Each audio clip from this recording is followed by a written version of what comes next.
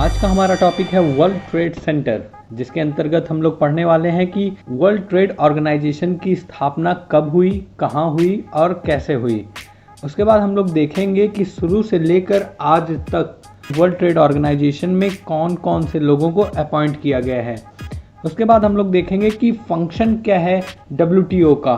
उसके बाद हम लोग ये भी देखेंगे कि जो 9/11 अटैक हुआ था वो किसने किया था, कब किया था और क्यों किया था। उसके बाद हम लोग देखेंगे कि डिसीजंस कैसे लिए जाते हैं वर्ल्ड ट्रेड ऑर्गेनाइजेशन में, और सबसे आखिर में हम लोग देखेंगे कि कौन कौन सी कंट्रीज़ हैं जो कि वर्ल्ड ट्रेड ऑर्गेनाइजेशन में। तो पहले थोड़ी हिस्ट्री की बात करते हैं कि WTO से पहले कौन था। तो WTO से पहले था GATT, जिसका फुल फॉर्म है the general agreement on tariff and trade. इसकी स्थापना 30 अक्टूबर 1947 को जिनेवा में हुई थी, लेकिन ये अस्तित्व में आया 1 जनवरी 1948 में।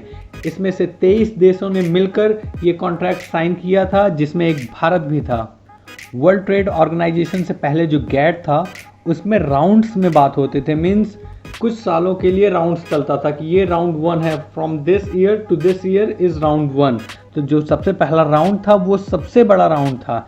इसी तरीके से 8वें राउंड में, जिसको हम लोग उगवे राउंड भी कहते हैं, इसने 15 अप्रैल 1994 में एक मिनिस्ट्रियल मीटिंग में, जो कि हुई थी मोरक्को में, जिसकी वजह से इसे मोरक्कस एग्रीमेंट भी कहते हैं। जैसा मैंने आपको बताया कि 15 अप्रैल 1994 को इसके लिए प्रस्ताव रखा गया था उगवे राउंड में, लेकिन ये 1 जनवरी 1995 से अस्तित्व में आया।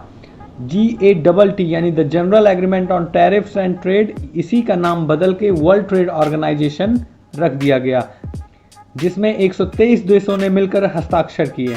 WTO, जिसका पुराना नाम GATT था, उसके जनरल डायरेक्टर पीटर सुदरलैंड 1 जुलाई 1993 से अपॉइंट किए गए थे, और इन्हीं के कार्यकाल के दौरान GATT का नाम वर्ल्ड ट्रेड ऑर्गेनाइजेशन रखा गया। यानी जब से GATT का नाम WTO रखा गया, उसके बाद 4 महीनों तक इन्होंने वो कार्यभार संभाला। उसके बाद मिस्टर रेनेटो ने ये पदभार संभाला। उसके बाद माइक मोरे, मिस्टर सुपचाई, फिर पास्कल लैमी, और अभी है मिस्टर रॉबर्टो, जिन्होंने पद ग्रहण संभाला था 1 सितंबर 2013 से, और ये ब्राज़ील के नागरिक हैं। मैं आपको बताना चाहता हूँ कि कभी भी भारत देश का कोई भी व्यक्ति WTO का डायरेक्टर जनरल नहीं बना। अब जानते हैं कि WTO के फंक्शन क्या हैं। तो जैसा आप देख सकते हो कि जो पहले डायरेक्टर रह चुके थे पीटर सुदरलैंड,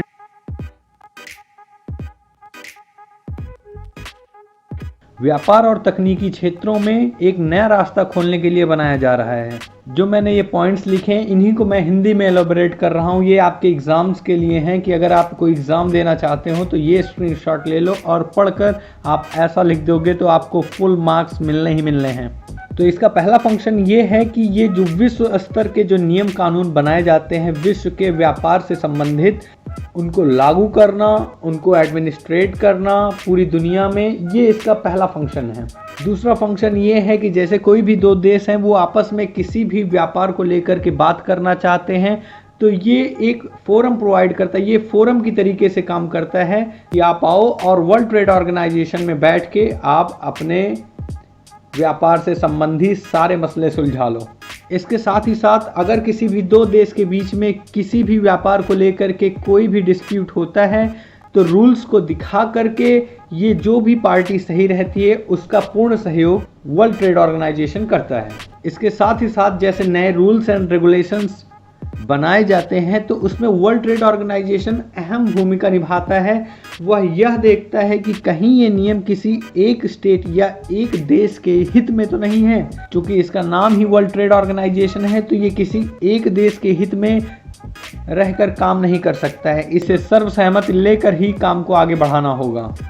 इसके बाद इसका ये काम है कि IMF और वर्ल्ड बैंक, जो दुनिया के 2 सबसे बड़े फाइनेंशियल इंस्टीट्यूशंस हैं, इनके साथ बातचीत करके अपनी पॉलिसी बनाना, जिससे कि आगे आने वाले समय में किसी भी एक देश को कुछ भारी नुकसान ना हो। और अचानक किसी कारण से यदि ऐसा होता है तो IMF और वर्ल्ड बैंक उन देशों की सहायता करें।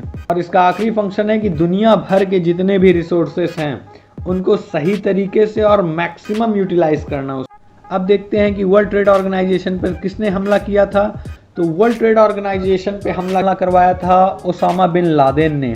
ओसामा बिन लादेन और अब्दुल्ला अज़ाम, इन दोनों ने 1996 को मीटिंग की थी अफगानिस्तान में अमेरिकी सेना की जानकारी के तहत, और उसके बाद ही इन्होंने इस काम को अंजाम दिया। जैसा हम सभी को पता है कि 11 सितंबर 2001 को सुबह 8:45 पर मंगलवार की सुबह अमेरिकी एयरलाइंस को हैक करके इन्होंने वर्ल्ड ट्रेड सेंटर के नॉर्थ टावर पे पहला हमला किया। ठीक पहले हमले के 18 मिनट बाद इन्होंने दूसरे प्लेन को हाईजैक किया और उसे ले जाकर साउथ टावर में, वर्ल्ड ट्रेड सेंटर के साउथ टावर की 60वीं मंजिल पर दे मारा। और उसके बाद तीसरा प्लेन यूएस डिफेंस के हेडक्वार्टर्स में जाकर गिरा, जो कि वर्जीनिया में स्थित है। चौथा प्लेन जो कि वॉशिंगटन डीसी की तरफ उड़ा था अपना चौथा हमला करने के लिए, उसमें यात्रियों के साहस की वजह से उस हाईजैक्ड प्लेन को वापस रिकवर किया गया और वो प्लेन जाकर पेंसिल्वेनिया में गिर पड़ा। तो ये थी जानकारी कि वर्ल्ड ट्रेड ऑर्गेनाइजेशन पे किसने हमला किया था, कब हमला किया था और कैसे हमला किया था। अब जानते हैं कि डिसीजंस कैसे लिए जाते हैं। तो जैसे कि हर बड़ी संस्था में होता है कि लोगों को वोट लिए जाते हैं और मेजॉरिटी का ही डिसीजंस माना जाता है, उसी तरीके से एक बॉक्स बनाया जाता है जिसमें सभी देश के रिप्रेजेंटेटिव हस्ताक्षर करके अपना वोट देते हैं और वोट की काउंटिंग होती है और सर्वसहमति से ही कोई भी नियम पारित होता है। जैसा कि आप स्क्रीन पर देख पा रहे होंगे कि अभी 2020 में 164 देश वर्ल्ड ट्रेड ऑर्गेनाइजेशन से जुड़ गए हैं। इसमें जुड़ने वाला सबसे नया देश अफगानिस्तान है। इसी तरीके के वीडियो को देखने के लिए आप चैनल को सब्सक्राइब कर सकते हैं, और इस वीडियो को अगर आपने पूरा देख लिया है तो लाइक करना तो बनता ही है। So keep learning, keep growing, bye bye.